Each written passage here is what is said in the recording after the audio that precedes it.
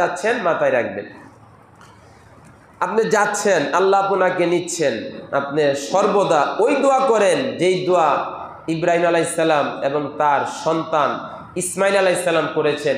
বাইতুল্লাহ নির্মাণ করছেন, এরপর আল্লাহর দরবারে তাওয়াজু বিনয়ের সাথে আল্লাহ তাআলার কাছে বলতেছেন কি, রব্বানা, হে আমাদের রব, মানে পিতা সন্তান একসাথে দোয়া করতেছেন, হে আমাদের রব তাকাব্বাল মিন্না, এই যে আপনার দেওয়া তৌফিকে বাইতুল্লাহ নির্মাণ করলাম, এই কাজটুকু এই মেহনতটুকু আল্লাহ আপনি কবুল করেন। যদি কবুল না করেন তাহলে তো কোনো কিছু করার নাই। ইন্নাকা আনতাস সামিউল আলিম, নিশ্চয়ই আপনি সর্বশ্রোতা এবং সর্বজ্ঞাত। এই জন্য দোয়াকে অব্যাহত রাখা, দোয়াকে কি রাখা, অব্যাহত রাখা। কিছু কথা আমার যেখানে চলে আসতেছে, আসলে আমি সেটা ফাঁকে ফাঁকে বলে দিব। এই দোয়ার বিষয়টা সর্বদা অব্যাহত রাখা। যদি আল্লাহ হজকে কবুল না করলেন, এই জন্য আপনার 24 ঘন্টার হালতটা এমন হবে যে একেবারে লাশের মতো, কারোর সাথে ঝগড়া কথা কাটাকাটি একেবারেই হবে না। আপনার হজটা এমন হওয়া চাই যে 2024 সালের সমস্ত হাজিদের হজটা কবুল করবেন আপনার কারণে। সুবহানাল্লাহ বলেন। সবার হজ আল্লাহ কবুল করবেন এমন না। লাব্বাইক বলতেছে আরাফার ময়দানে, আল্লাহ বলতেছেন লা লাব্বাইক, চিল্লায় চিল্লায় বলতেছে লাব্বাইক আল্লাহুম্মা লাব্বাইক, আল্লাহ বলতেছেন লা লাব্বাইক, তোর আওয়াজে আমার কোনো আসে যায় না, তোর আওয়াজ আমার ভালো লাগে না। এমন হইতে পারে না? কি বলেন, হইতে পারে কি পারে না? ভাই বাইতুল্লাহ যাওয়ার পরেও বাইতুল্লাহ তওয়াফ করা সুযোগ হয় নাই, বাইতুল্লাহ যাওয়ার পরেও বাইতুল্লাহ দেখার সুযোগ হয় নাই, এমনও ঘটনা আছে। এই জন্য সর্বদা দোয়া আল্লাহ তাআলার কাছে করা এবং নিজের হালতটাকে এমন রাখা যেন কথা কাটাকাটি তর্ক বিতর্ক একেবারেই না হয়। আমাদের দেশে অনেক মাছ আছে, বাইল মাছ, কাদায়ও থাকে, পেকেও থাকে, পানিতেও থাকে, কিন্তু ওই কাদা এর শরীরে লাগে না। এটা খোদাইভাবে একটা বিষয়। আপনি যখন অন্যকে ছাড় দিবেন, আপনার সাথে কোথাও কারোর সাথে তর্ক বিতর্ক হবে না। রাসূল করিম সাল্লাল্লাহু আলাইহি সাল্লামের একটা হাদিস, যেহেতু আমরা হজের সফর করতে হবে, নাকি হজ বাংলাদেশে থেকে করা যাবে? জি, মক্কা মদিনায় যাইতে হবে, তাই না? সফর শতভাগ। হ্যাঁ, এই হাদিসটা প্রায় সব হাদিসের কিতাবে আসছে। রাসূল করিম সাল্লাল্লাহু আলাইহি সাল্লাম বলেন যে আস-সাফারু কিতাআতুম মিনাল আযাব ইয়ামনাউ আহাদুকুম নাওমাহু ওয়া তুআমাহু ওয়া শারাবাহু। রাসূলের এই হাদিসটা যদি কেউ অন্তরে বসাইতে পারে, তাহলে শতভাগ সে আবেগ সহকারে হজ করে আসবে, তার কোনো এশকাল থাকবে না। হ্যাঁ, আপনার পুরা হজের সফরে আমি আমার জায়গা থেকে বলতেছি, যেই মুআল্লিমের মাধ্যমেই যান, 18, 19, 20 শতভাগ হবেই হবে। জিবরাইল আমিন আলাইহিস সালাতু ওয়াস সালামও যদি কোনো হজ ট্রাভেলসের, আল্লাহ মাফ করুক, মালিক পরিচালক হয়, বর্তমান প্রেক্ষাপটে আপনার 20 সার্ভিস বাংলার কেন পৃথিবীর কোনো ট্রাভেলসের মালিক দিতে পারবে না সার্ভিস। দুই একটা উসুল বলি। রাসূল বলেন যে সফর হচ্ছে শাস্তির একটা অংশ, কিতাআতুম মিনাল আযাব। কেন? আপনি বাসায় থাকলে আপনার মেজাজ আপনার স্ত্রী বুঝতেছে, আপনার ছেলে বুঝতেছে, আপনার মেয়ে বুঝতেছে, আপনি মা, আপনার মেজাজ আপনার স্বামী বুঝতেছে, আপনার ছেলে বুঝতেছে, আর সেখানে যাচ্ছেন 5 রুমে 5 জন, মিনার ময়দানে একটু গাদাগাদি অবস্থায় থাকা লাগতেছে।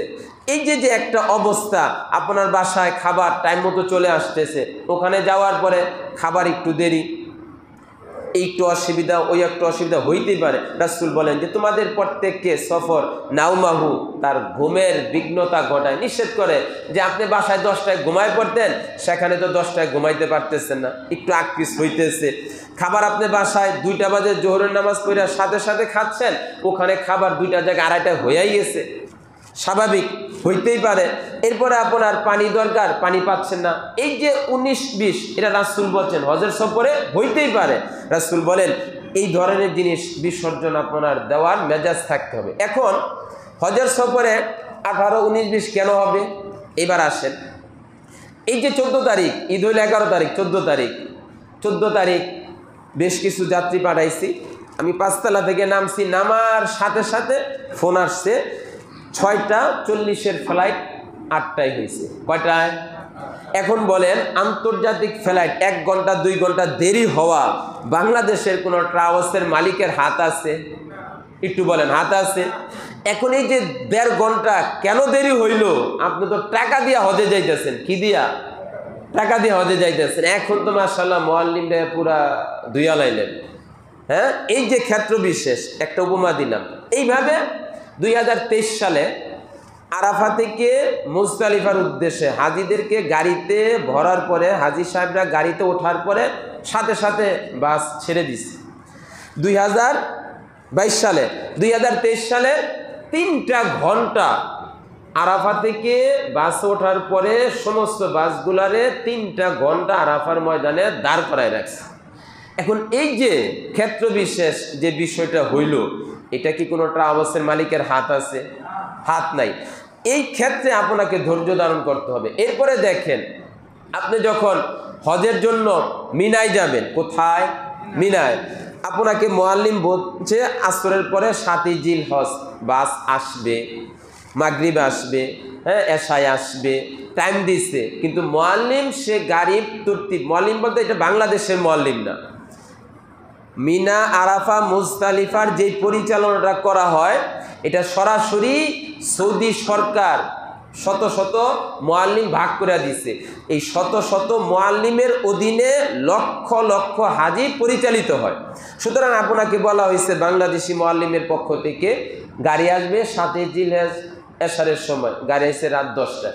এই যে যে ক্ষেত্র বিশেষগুলো, এই ক্ষেত্রে আপনাকে একটু ছাড় দিতে হবে। এখন বলবেন আমি তো টাকা দিয়ে আইছি। কি দিয়ে আইছি? টাকা দিয়ে আইছি। হ্যাঁ, আপনার যেই মুআল্লিমের সাথে যাচ্ছেন, এই মুআল্লিম যদি আপনার সাথে 10-20 পার্থক্য করে, আল্লাহ তাকে হেদায়েত দান করুক, তাকে আল্লাহ সহি সমাজ বুঝ দান করুক। কারণ বাংলাদেশের শত শত ট্রাভেলসের মালিক চেষ্টা করে তার জায়গা থেকে ভালো করার জন্য, কিন্তু 19-20 হইলে সেটা আপনাকে একটু সর্বোচ্চ একটু ছাড় কি করতে হবে? দিতে হবে। লম্বা আলোচনা হয়ে যাচ্ছে, মূল আলোচনায় ঢুকতে হবে।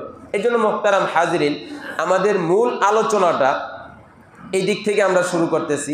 সেটা হচ্ছে যে আমরা যারা বাইতুল্লাহর মেহমান হব, যেন ওখানে যাওয়ার পরে আমার মেজাজ ভালো থাকে, আমার মন ভালো থাকে। এই জন্য এবাদত, আর এবাদত যদি মেজাজ শরীর ভালো না থাকে, এবাদত কি মন বসে না। এই জন্য 40 দিনের সফরে আপনি ঠিক আপনার মুআল্লিম যখন আপনাকে বলবে যে আজকে 3 তারিখ মে মাসের, এমনি সরকার ঘোষণা দিচ্ছে 9 মে থেকে প্রথম হজ ফ্লাইট শুরু হবে। এরপরও হজের ফ্লাইট বিপর্যয় বলতে এতটুকু আকপিস হইতে পারে। ধরেন আপনার মুআল্লিম আপনাকে জানাইলো যে মের 25 তারিখ আপনার ফ্লাইট। কয় তারিখ? 25 তারিখ। তো মের 25 তারিখ আপনার ফ্লাইট। আমি বলবো এখানে আমার কিছু 7 পৃষ্ঠা একটা সুন্দর লিস্টি করা আছে, একদম এটা ইনশাল্লাহ যারা যাচ্ছেন নিয়ে যাবেন, যারা যাবেন না তারাও নিয়ে যাবেন। প্রায় 60 কপি আমি করছি। তো এই যে এখানে একদম মানে মোটামুটিভাবে একজন হাজির পুরা যা যা লাগে, বিশেষ করে হজ এবং উমরা এবং হজের যে 5 থেকে 6 দিন এখানে বিস্তারিত সুন্দরভাবে এখানে দেওয়া আছে, পুরা ডে বাই ডে সুন্দর করে। এটা আমি আপনাদেরকে সংক্ষিপ্ত আকারে বলবো। তো প্রথম আমরা সামানা থেকে শুরু করি। কি থেকে? সামানা থেকে শুরু করি। আব্দুল আলী এটি বাইর করো সব।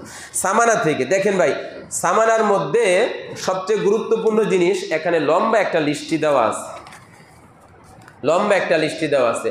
এই ক্ষেত্রে একটা উসুল হচ্ছে, আমরা যারা হজে যাব, এই হজে যাওয়ার ক্ষেত্রে সর্বোচ্চ এই লিস্টি থেকে আপনার যা যা প্রয়োজন, একেবারে আকাশচুম্বী সামানা ভারী করলেন সেটাও কাম্য নয়, আবার যেটা প্রয়োজন সেটা আপনি নিলেন না, এই কাজটা না করা। হ্যাঁ, তো সেই ক্ষেত্রে আপনার সামানার মধ্যে সবচেয়ে বড় সুন্দর জিনিসটা হইল যে যারা আমরা পুরুষ, হ্যাঁ, এই ধরনের একটা ছোট ব্যাগ সামনে রাখা, সাথে রাখা। এটা অল টাইম মক্কা মদিনায় হজে যান উমরায় যান, অল টাইম এই ধরনের একটা ছোট ব্যাগ আপনার সামনে রাখা। যেই ব্যাগটার বৈশিষ্ট্য হচ্ছে হজের সময় পাসপোর্ট হাজিদের সাথে থাকে না, জেদ্দা নামার সাথে সাথে এই পাসপোর্ট নিবে, আবার যখন বাংলাদেশে মক্কা থেকে ব্যাক করেন আর জেদ্দা থেকে ব্যাক করেন, মদিনা থেকে ব্যাক করেন, এয়ারপোর্ট নামার পরে আপনার পাসপোর্ট হাতে দিবে। তো এই ব্যাগ একটা পুরুষ যারা সাথে রাখা, এবং অনুরূপ একটা ছোট ব্যাগ যেটা আমরা মা বোনেরা আছি তারা সাধারণত যেই ব্যাগটা ব্যবহার করে এই ব্যাগটা রাখা আর কি। আর এটার মধ্যে আমরা কি করব, আপনার পাসপোর্ট, রিয়াল, এবং যারা ইনহেলাল ব্যবহার করেন, হার্টের রুগী আছেন, এটার মধ্যে সামনে রাখবেন রিয়াল, পাসপোর্ট, আপনার জরুরি কাগজপত্র, এটা অল টাইম আপনার সামনে রাখবেন। এমনকি 5 ওয়াক্ত নামাজ পড়তে যখন যাবেন এটা আপনার সাথে থাকবে, মোবাইল এটার মধ্যে রাখবেন, ঠিক আছে। আর এই ধরনের ব্যাগ যেটা হচ্ছে আপনার মা বোনেরা তারা যেই ব্যাগটা ব্যবহার করে সেটা রাখবে, এটা একটা থাকবে। আর দ্বিতীয় হচ্ছে এই ধরনের একটা টালি, হ্যাঁ, আপনার এটাকে বলা হয় লাকেজ, এটা হচ্ছে বিমান লাকেজ। এটা কি বিমান লাকেজ? এটা এমন একটা শিরোনাম যে বিমান লাকেজটা আপনার বিমানের যে বুকিংয়ে দেওয়া লাগে না, এটা সহকারে আপনি বিমানে হাতে করে নিতে পারবেন। অনেক সময় সৌদি এয়ারলাইন্সে এটা বুকিংয়ে দেয় না, আপনি বিমানে ওঠার আগে এটা সাইড করে তারা দিয়ে দেয় আর কি। এটা শিরোনাম যে বিমান লাগেজ, কমপক্ষে আপনার ব্যক্তিগত ব্যবহারের যে জিনিসগুলো এটার মধ্যে আপনি নিতে পারেন, অর্থাৎ ব্যক্তিগত 3-4 সেট জামা, হ্যাঁ, আদার্স আনুষঙ্গিক যা আছে এটার মধ্যে নিতে পারেন। হলো এটা হচ্ছে আপনি পুরুষ হন আর মহিলা হন, এটা বিমান লাগেজ বা এটা বিভিন্ন ক্যাটাগরি আছে। আপনার ডিআইটিও আছে, বাইতুল মোকাররম থেকে তো সারা বাংলাদেশের লোকেরা নিতে আসে, হ্যাঁ। এইটা ছোটো দুটা কাগজ দাও, বিমানের এইটা এরপরে আপনার গুরুত্বপূর্ণ জিনিস, বাংলাদেশ থেকে আমরা যারা যাই সাধারণত বিমানে বুকিং দেওয়ার কোনো মাল থাকে না, হ্যাঁ। তো এই ক্ষেত্রে আমরা কি করব, পুরো প্রস্তুতিটা, হ্যাঁ, এইভাবে আমরা ইংরেজিতে বাংলাতে বাংলাদেশ থেকে কম্পোজ করে নিয়ে গেলাম, হ্যাঁ। মুফতি আমিনুল ইসলাম, বাংলাদেশ, ঠিকানা লিখলেন ঢাকা বাংলাদেশ, হ্যাঁ। এরপর হলো আপনার কাউটালকোন্ডা, আপনার নামটা দিয়ে দিলেন ইংরেজিতে আরবিতে। সুতরাং আপনার মাল যখন ওই দেশ থেকে আপনি প্যাকেটিং করবেন, আর সৌদি এয়ারলাইন্স, বাংলাদেশ এয়ারলাইন্স এবং আপনার নাস ফ্লাইট, এই তিনটার মধ্যে আপনি 23-46 কেজি মাল পাচ্ছেন। আপনি 2টা প্যাকেটিং করবেন এবং আপনি 20-20 করে করেন, 21-21 বা 22 করেন, আপনি 23-23.5 যায়েন না। অনেক সময় ইমিগ্রেশনে এমন লোক থাকে 1 কেজি মাল বেশি হয়েছে ফালাইয়া দেয়, তখন ওই মুহূর্তে আপনার জন্য প্যাকেটিং করে, এটা মারাত্মক কষ্ট। আপনি বাংলাদেশ থেকে এইভাবে এটা লিখে নিয়ে যান, আপনার জন্য 12টা নিয়ে যান, 4 সাইডে লাগাই দেন। এরপরে লেমনেটিং করতে হবে, লেমনেটিংয়ের ভিতরেই আছে দেখো। এই লেমনেটিং যে জিনিসটা এটা খুব জরুরি জিনিস। এটা কি? এটা হচ্ছে বিমানে যে মালটা বুকিং দিবেন, এই বুকিং দেওয়ার ক্ষেত্রে যদি এই লেমিনেটিং না করেন, আবার এয়ারপোর্ট থেকে পরে পাঠায় লেমিনেটিং করে নিয়ে আসা, পেরেশানি। উদ্দেশ্য হচ্ছে পুরো হজের সফরে যেন আপনার পেরেশানি না হয়। বা সেটা নতুন দেখলাম আপনার এই যে কালীবাজার সুন্দর কাগজটা মরানো থাকে, এবং আপনি এই ধরনের প্রয়োজনে 2-3টা নিয়ে যান। দেখা যাচ্ছে যে এটা বাংলাদেশটা 250 টাকা নিব, আর ওখানে কিনতে গেলে 10-15 রিয়াল, প্রায় আপনার 400-500-600 টাকা পড়ে যায়। এমন 2-3টা-4টা নিয়ে যান। এরপরে রশি আছে, আপনার দেখা যাচ্ছে যে এই ধরনের চিকুন রশি নিয়ে গেলে, যখন বাংলাদেশ থেকে আপনি ওই দেশ থেকে আসবেন, এই ধরনের রশি নিয়ে গেলে তখন দেখা ওখান থেকে সামান্য জিনিস ক্রয় অনেক দাম লেগে যায়। তো এইভাবে যদি আমরা প্রস্তুতি নেওয়া যায় তাহলে আমাদের জন্য কি হবে, সহজ হবে। এই জন্য আমাদের এখানে যে লিস্টটা দেওয়া হয়েছে, আপনি কি কি নেবেন, 38 বা 40 দিন। সফরের জন্য ট্রলি ব্যাগ 1টি, ব্যাগের জন্য ছোট তালা চাবি 1টি, বিছানার চাদর 1টি নিতে পারেন। অনেক সময় হোটেল থেকে ওরা সবসময় ওয়াশ করে দেয়। অনেক আছে না রুচিশীল মানুষ, নিজস্ব বিছানা না হলে শুইতে পারে না। যদি এই ধরনের হয় তাহলে আপনি নিজের একটা চাদর নিতে পারেন। আর এজন্য নেওয়া, ওই মুজদালিফার ময়দানে চাদর লাগবে। মিনা আরাফায় আপনাকে যা দেওয়ার দিবে, কিন্তু মুজদালিফায় একদম ঢালাও বিছানা, রাস্তা, হ্যাঁ, এই রাস্তার মধ্যে শুইতে হবে। এই জন্য একটা বিছানার চাদর নিলেন, জায়নামাজ সিঙ্গেল পাতলা।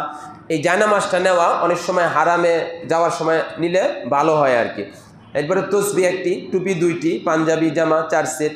আর মহিলারা যারা আছে তাদের পোশাক স্বাভাবিক পোশাক, এটা আসবে আলোচনায়।